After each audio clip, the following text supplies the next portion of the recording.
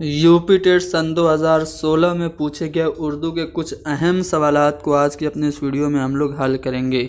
इस वीडियो को आप लाइक करें, शेयर करें, हैदरी स्टडी पॉइंट को ज़रूर सब्सक्राइब करें। इस क्वेश्चन पेपर की पीडीएफ को हासिल करने के लिए आप लोग हमारे टेलीग्राम ग्रुप को ज्वाइन कर लें, जिसकी लिंक आपको डिस्क्रिप्शन में मिलेगी।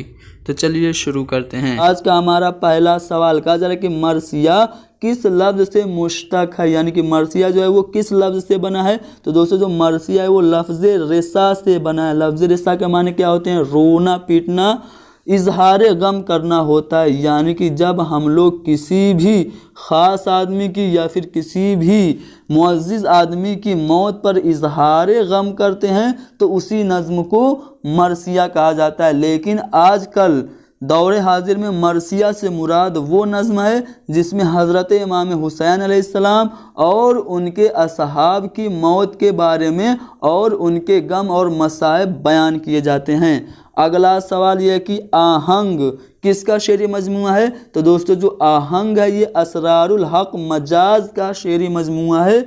आहंग जो है वो मजाज का पहला शेरी मजमुआ है जो कि 1930 में शाये हुआ था। अगला सवाल यह है कि गुबार खातिर किसके खतूत का मजमू है। तो दोस्तों गुबार खातिर से मुताल्लिक सवालात थोड़ा सा बदल के भी पूछे जाते हैं। कभी कभार ये पूछा जाता है कि गुबार खातिर क्या है, क्या ये मकतूब है या फिर सवाने हयात है, नाविल है या फिर खाका है। तो ऐसे सवाल जब आपको देखने को मिलें तो आपको हमेशा ये पता होना चाहिए कि गुबार खातिर जो है वो खतूत का मजमुआ है। यहाँ पे पूछा जा रहा है किसके खतूत का मजमुआ है, तो ये मौलाना अबुल कलाम आज़ाद के खतूत का मजमुआ है। जब भी खतूत की बात आती है तो मिर्ज़ा गालिब का नाम सबसे पहले हमारे ज़हन में आता है, क्योंकि उनके खतूत उर्दू नस्र में बहुत ही शाहकार माने जाते हैं। वो खुद अपने मुताल्लिक कह रहे हैं कि मैंने मुरासला को मुकालमा बना दिया है। मिर्ज़ा गालिब के दो बहुत ही अहम खतूत के मजमूए हैं। पहले का नाम है उर्दू मुअल्ला और दूसरे का नाम है एवद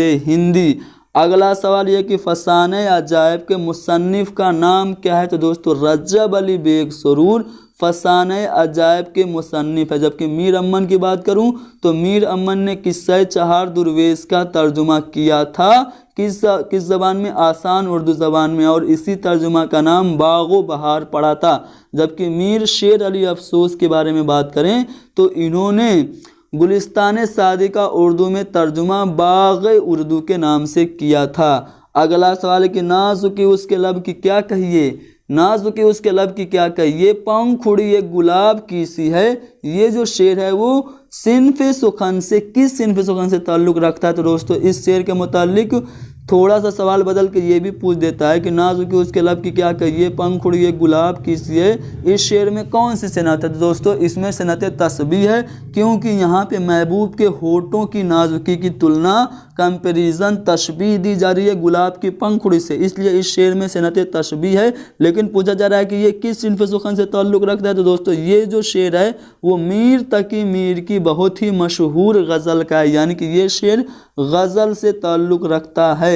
अगला सवाल कि मदा या मुज़म्मत अज्ज़ा है। दोस्तों जब हम लोग किसी भी बड़े आदमी की, किसी भी सरवतमंद बादशाह या फिर औलिया की तारीफ़ करते हैं तो वो होता है कसीदा, और ठीक इसके उल्टे जब हम लोग किसी बुरे आदमी की बुराई करते हैं, मुज़म्मत करते हैं, तो वो भी कसीदा ही कहलाता है। यानी कि मदा या मुज़म्मत अज्ज़ा है कसीदे का।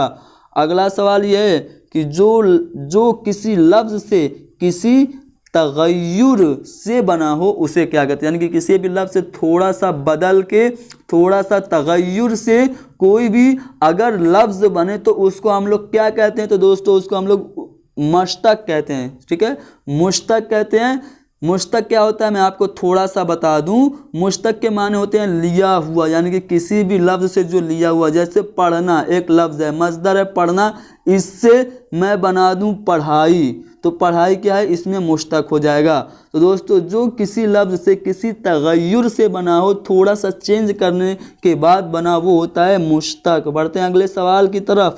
कहा जा रहा है कि जिन अल्फाज या जुमलों से कोई जज्बा, जैसे गुस्सा, ताज्जुब, हकारत, खौफ वगैरह ज़ाहिर हो, वहाँ कौन सी अलामत का इस्तेमाल होता है दोस्तों? जब भी हम लोग किसी जुमला में बहुत गुस्सा दिखाएं या फिर ताज्जुब या फिर डर या फिर हकारत वगैरह ज़ाहिर करें तो उसमें होता है फजाइया। चौथा वाला ऑप्शन देखिए, फजाइया का जो निशान है वो क्या है?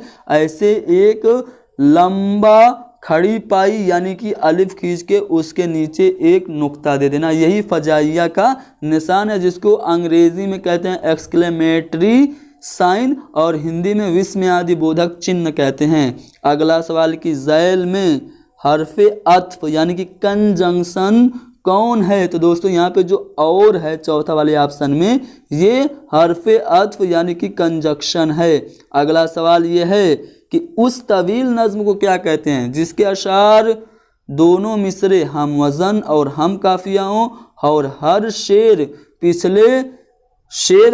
का काफिया पिछले शेर के काफिया से मुख्तलिफ हो, यानी कि एक लंबी सी नज्म हो और उसके दोनों मिसरे क्या हो? हम वज़न हो और हम काफिया भी हो और हर शेर का जो काफिया हो वो उससे पहले वाले काफिया से अलग हो, तो दोस्तों उसको हम लोग कहते हैं मसनवी। उर्दू की कुछ मशहूर मसनवी और उनके मसनवी निगार के बारे में मैं आपको बता दूं।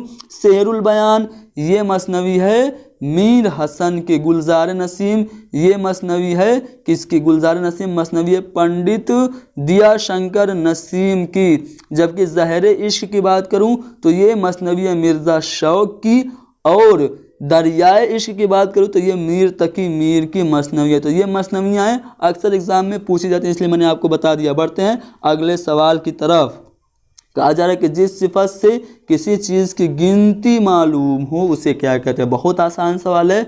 गिनती, इसको अंग्रेजी में एडजेक्टिव ऑफ नंबर कहते हैं और उर्दू में कहते हैं सिफते अदद, यानी कि जिससे अदद यानी कि गिनती पता वो होती है सिफते अददी। अगला सवाल यह है कि दर्ज झेल में इसमें जमा कौन है? दोस्तों इसमें जमा को अंग्रेजी में हम लोग कहते हैं कलेक्टिव नाउन।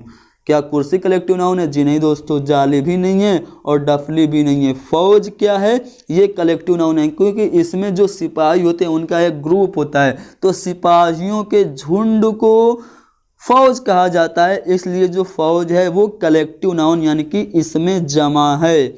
अगला सवाल कि उर्दू की पैदाइश पंजाब में हुई, ये नज़रिया किसका है? तो दोस्तों उर्दू की पैदाइश के मुतालिक, उसके आगाज़ व इर्तिका के मुतालिक माहिरीन ज़बान में बहुत सारे इख्तलाफात हैं और हर साल एक इख्तलाफ यानी कि किसी एक का कौल ज़रूर पूछता है। जैसे आपको पूछ देगा कि उर्दू ब्रज भाषा से निकली है, ये कौल किसका है? तो याद रखिए ये कौल मोहम्मद हुसैन आज़ाद का है। आपसे पूछ देगा कि उर्दू की पैदाइश सरजमीन सिंध में हुई, ये कौल किसका है? तो याद रखिएगा ये कौल जो है वो सैयद सुलेमान नदवी का है। आपसे कह देगा कि उर्दू की जाए पैदाइश दिल्ली और उसके गर्दो निवाह है, ये कौल किसका है? तो ये कौल मोहम्मद हुसैन आज़ाद का है। तो ऐसे सवालात हर साल आपसे एक पूछे जाते हैं, यानी कि उर्दू की इब्तिदा से मुतालिक एक सवाल ज़रूर पूछे जाते हैं। तो यहाँ पे जो सवाल पूछा गया है कि उर्दू की पैदाइश पंजाब में हुई, ये नज़रिया किसका है? तो ये नज़रिया महमूद शीरानी का है। महमूद शीरानी की एक किताब का नाम ही है पंजाब में उर्दू। अगला सवाल ये कि मुग़लों के अहद में हिंदुस्तान की दफ्तरी व सरकारी ज़बान क्या थी? तो दोस्तों मुग़लों के दौर में जो हिंदुस्तान की दफ्तरी और सरकारी ज़बान थी वो पर्शियन यानी कि फ़ारसी थी। अगला सवाल यह कि इतनी बात तो हर शख्स जानता है कि उर्दू ब्रज भाषा से निकली, ये कौल किसका है? अभी मैंने 2 सवाल पहले इसको मैंने अभी बोला है। क्या मैंने बोला है? आप लोग ध्यान से सुन रहे हैं कि नहीं सुन रहे हैं? कमेंट करके बताइए इसका आंसर क्या होगा। 76 का आंसर क्या होगा आप लोग कमेंट में बताएंगे। बढ़ते हैं अगले सवाल की तरफ। गालिब का सन पैदाइश क्या है? तो दोस्तों गालिब पैदा हुए थे सन 1797 ईस्वी में। कहाँ पे पैदा हुए थे? आगरा में पैदा हुए थे। अगला सवाल कि रेख्ती का मुअज्जिद किसे कहा जाता है? तो दोस्तों रेख्ती क्या होती है? रेख्ती औरतों की ज़बान में बात करना, यानी कि औरतों की ज़बान में बात को कोई अगर शायर रकम करता है तो वही जो सिनफ अदब है वो कहलाती है रेखती। इसके जो मुअज्जिद हैं, इसको ईजाद करने वाले हैं, उनका नाम रंगीन है। अगला सवाल ये है कि फैज़ अहमद फैज़ के शेरी मजमूए की निशानदही कीजिए। तो दोस्तों यहाँ पे अगर मैं शोला शबनम की बात करूँ तो ये फैज़ अहमद फैज़ का बिल्कुल नहीं है, ये किसका है? जोश मलियाबादी का है। रूहे अदब भी जोश मलियाबादी का है। तो फैज़ अहमद फैज़ का जो शेरी मजमूआ है वो नक्शे फरियादी है। अगला सवाल यह है कि दिल ही तो है न संग व खश्त, दर्द से भर न क्यों आए, रोएंगे हम हजार बार कोई हमें क्यों रुलाए।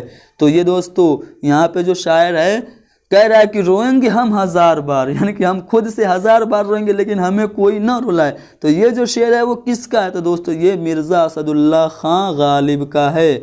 अगला सवाल ये कि किस तरक्की पसंद शायर को शायर इनकलाब कहा जाता है? तो दोस्तों शायर इनकलाब और शायर शबाब कहा जाता है जोश मलिहाबादी को। जोश मलिहाबादी से मुताल्लिक एक सवाल अक्सर पूछता है कि जोश मलिहाबादी की खुद नविश्त का क्या नाम है?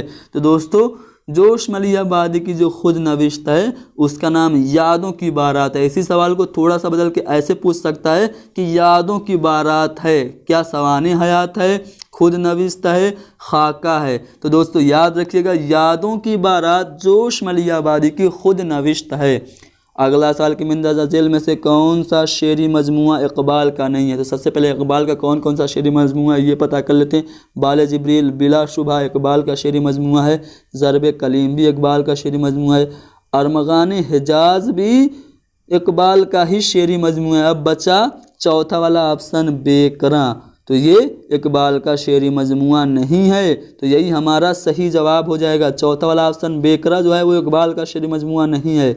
अगला सवाल कि किस नक्काद ने गज़ल को नीम वहशी सिनफ़े सुखन करार दिया? दोस्तों गज़ल के मुताल्लिक बहुत सारे नक्काद ने इसके मुताल्लिक बहुत गलत नज़रियात दिए, यानी कि इसकी बहुत आलोचना की है। किसी ने ये कहा कि गज़ल में संडास की बदबू नज़र आती है, किसी ने ये कहा कि गज़ल की गर्दन बेतकल्लुफ़ी से उड़ा देनी चाहिए। उसी ज़िम्न में ये कहा गया कि गज़ल जो है वो नीम वहशी सिनफ़े सुखन है। तो ये जो कौल है वो किसका है? तो कलीमुद्दीन अहमद का। दोस्तों एक कौल गज़ल के मुतालिक अक्सर पूछा जाता है, मैं आपको बता दूं। रशीद अहमद सिद्दीकी का कौल है कि गज़ल उर्दू शायरी की आबरू है। तो जो पॉजिटिव रिस्पांस है गज़ल के मुतालिक वो इन्हीं का है। इन्होंने ही गज़ल की तारीफ़ में कहा कि उर्दू शायरी की, उर्दू अदब की आबरू क्या है? गज़ल है। किसने कहा था? रशीद अहमद सिद्दीकी ने। लेकिन यहाँ पे नीम वैसी सिनफ़े सुखन कौन कह रहा है? कलीमुद्दीन अहमद कह रहे हैं। अगला सवाल कि फोर्ट विलियम कॉलेज में गुलिस्तान सादी का उर्दू तर्जुमा किसने किया? तो दोस्तों किस्सा चार दरवेश का उर्दू में तर्जुमा किया था मीर अमन ने बागो बहार के नाम से, और जो शेख सादी की गुलिस्तां थी उसका तर्जुमा हुआ था बाग़े उर्दू के नाम से। किसने किया था? मीर शेर अली अफसोस ने। अगला सवाल यह है कि मुक़द्दमा तारीख़ ज़बान उर्दू किसकी तसनीफ़ है? तो दोस्तों इसके मुताल्लिक थोड़ा सा सवाल बदल के ऐसे भी पूछ सकता है कि मुक़द्दमा तारीख़ ज़बान उर्दू किताब है, लिसानियात की है, तारीख़ पे मबनी है या फिर शेरी मजमूआ है? तो याद रखिएगा मुक़द्दमा तारीख़ ज़बान उर्दू लिसानियात पे मबनी किताब है। ये किताब मसूद हुसैन खां की है। मसूद हुसैन खां का ये मानना है कि उर्दू की जाए पैदाइश दिल्ली और उसके आसपास हुई थी। अगला सवाल ये कि बुलंद ख़्वानी के लिए यानी कि 100 स्वर वाचन के लिए कौन सी महारतें दरकार नहीं है? अगर आप चाहते हैं कि 100 स्वर वाचन करें तो आप में किस कौशल का होना ज़रूरी नहीं है? तो दोस्तों अदायगी बहुत ही ज़रूरी है 100 स्वर वाचन के लिए। आवाज़ का ज़ेरो बम यानी कि जो उतार चढ़ाव होता है बोलते हुए पढ़ते हुए उसको होना भी बहुत ही ज़रूरी है बुलंद ख़्वानी में। और इजहार यानी कि अभिव्यक्ति कौशल भी होना बुलंद ख़्वानी के लिए ज़रूरी है। तो यहाँ पे जो चौथा वाला ऑप्शन बचा कि बुलंद ख़्वानी के लिए कौन सी महारत दरकार नहीं है, तो वो तज्ज़िया और मुहासिबा है। एनालिसिस करना और विश्लेषण करना ये 100 स्वर वाचन के लिए ज़रूरी नहीं है। अगला सवाल है कि प्राइमरी दर्जात में ज़बान की तदरीस का बुनियादी मकसद क्या है। एलिमेंट्री लेवल पे बच्चों को हम लैंग्वेज की जो टीचिंग कराते हैं उसका जो मेन एम है, मुख्य उद्देश्य है, वो क्या है। क्या ज़बान की बुनियादी महारतें सिखाना, या फिर बच्चों की वजदानी और तख्लीकी सलाहियतों को उभारना, या फिर अदबी सरमाया से तलबा को रोशनास कराना, या फिर बच्चों के अंदर अदबी इक़्तिदार का शऊर पैदा करना। तो दोस्तों प्राइमरी लेवल की बात हो रही है। अदबी सरमाया से तो बच्चों को हम लोग रोशनास नहीं करा सकते प्राइमरी लेवल में, और न ही उनके अंदर अदबी इक़्तिदार का शऊर पैदा कर सकते हैं। यानी कि तीसरा और चौथा ऑप्शन गलत हो जाएगा, बचा दो। तो दोस्तों प्राइमरी दर्जा में अगर हम ज़बान की तदरीस कर रहे हैं तो हम क्या चाहते हैं, हमारा मकसद क्या है। हमारा मकसद ये है कि बच्चों की जो वजदानी और तहकीकी सलाहियतें हैं उनको उभारें। तो यहाँ पे हमारा जो दूसरा वाला ऑप्शन है वो सही हो जाए। कुछ लोग एतराज़ करते हैं कि सर आप लोग निशान नहीं लगाते हैं। तो दोस्तों मैं निशान लगाऊँ चाहे न लगाऊँ, लेकिन मैं बोलता ज़रूर हूँ। ध्यान से आप सुनेंगे, मैं एक्सप्लेन कर देता हूँ सभी ऑप्शन को, ताकि आपको थोड़ा सा सोचने, गौर व फिक्र करने का मौका मिले, और आप खुद से मेरे बताने से पहले ही आप आंसर पे टिक कर लें। तो यहाँ पे हमारा बच्चों की वजदानी और तख्लीकी सलाहियतों को उभारना ही प्राइमरी लेवल पर लैंग्वेज की टीचिंग का मेन एम है। अगला सवाल है कि ज़बान की फ़नी महारतों की सही तरतीब की निशानदही कीजिए। दोस्तों ज़बान बच्चों को आप सिखा रहे हैं तो सबसे पहले वो क्या करेगा, बोलना। उसके बाद वो जब बोलेगा तो वो पढ़ेगा तो वो लिखना भी सीखेगा, और अंत में वो समझेगा। तो यहाँ पे जो दूसरा वाला ऑप्शन है, बोलना, पढ़ना, लिखना, समझना, ज़बान की फ़नी महारतों की सही तरतीब है मेरे लिहाज से।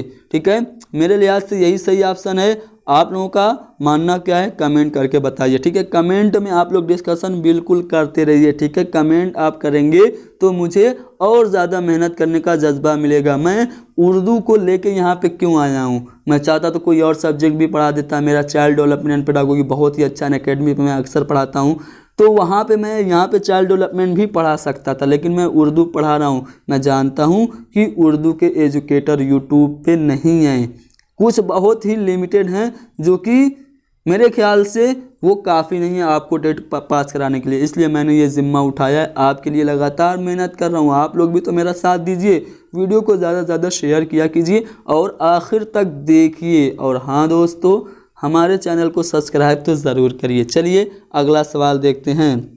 अंदाज़े कद्र से किस चीज़ का जायज़ा लेना मकसूद है। यानी कि जब हम लोग बच्चों का अंदाज़े कद्र करते हैं, उनका इवेलुएशन करते हैं, उनका मूल्यांकन करते हैं, तो हम क्या चीज़ चेक करना चाहते हैं। क्या हम बच्चों की कमज़ोरी को चेक करना चाहते हैं, बच्चों की ज़हनी, बच्चों की